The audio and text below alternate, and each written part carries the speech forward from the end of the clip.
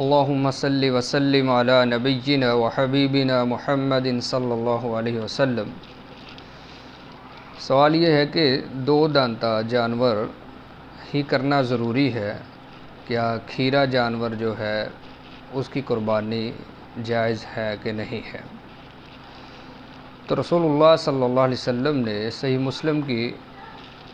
روایت ہے 1963، اور اسی طرح ابو داؤد میں 2797، ابن ماجہ میں 3131، سنن نسائی میں 3340، صحیح ابن خزیمہ میں 2918، مسند ابی یعلا میں 2323، اور اسی طرح اور بھی کتب احادیث میں روایت موجود ہے۔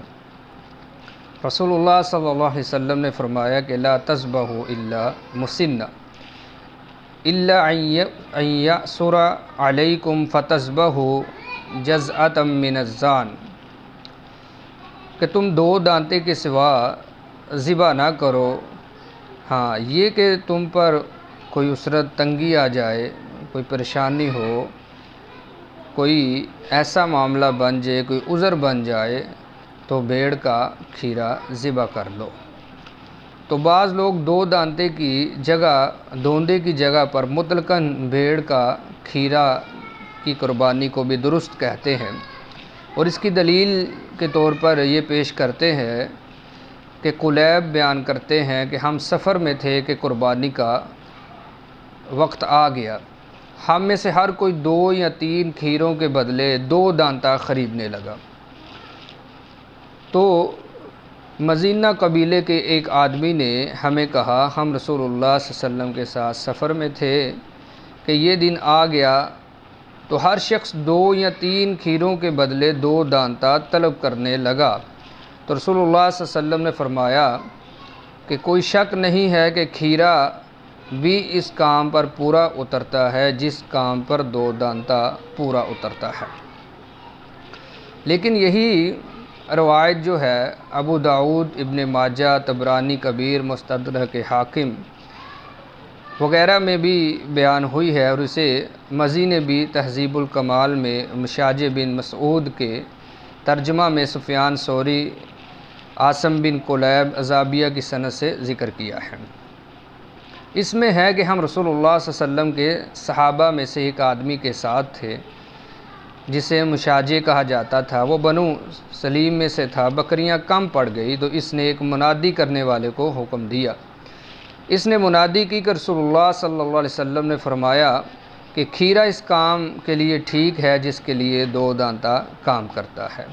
تو اس حدیث نے بھی بات کی توضیح کر دی ہے کہ یہ اس وقت تھا کہ کھیرا بھی وہی کام کرتا ہے جو 2 دانتا کرتا ہے، جب تنگی ہو، عسرت ہو، اس وقت جو ہے آپ کھیرا جانور کر سکتے ہیں۔ بہرحال اس کے علاوہ بھی کچھ احادیث میں کچھ صحابہ اکرام نے کھیرا جانور کیے ہیں، لیکن وہ ان صحابہ اکرام کو رسول اللہ صلی اللہ علیہ وسلم نے خصوصی طور پر جو ہے وہ رخصت عنایت فرمائی تھی، اس لیے ان لوگوں نے جو ہے وہ کھیرا جانور کیا ہے۔ اسی طرح ایک حدیث میں آتا ہے کہ ضحی بہا انت ولا ارخصہ لأحد فیہا بعدہ، کہ تو اسے قربان کر دے تاہم میں کسی اور کو اس کی رخصت نہیں دیتا۔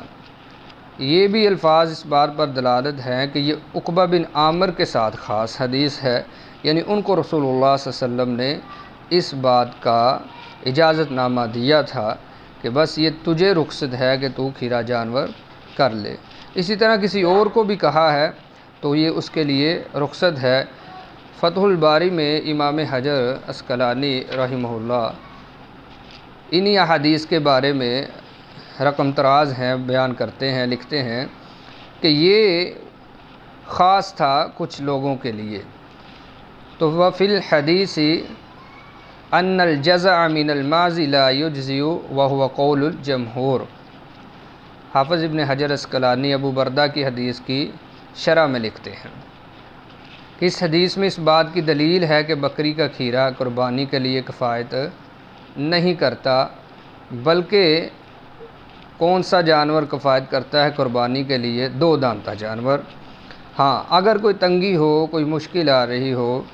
تو تنگی دو طرح کی ہو سکتی ہے، ایک تو جانور ہی نہ ملے،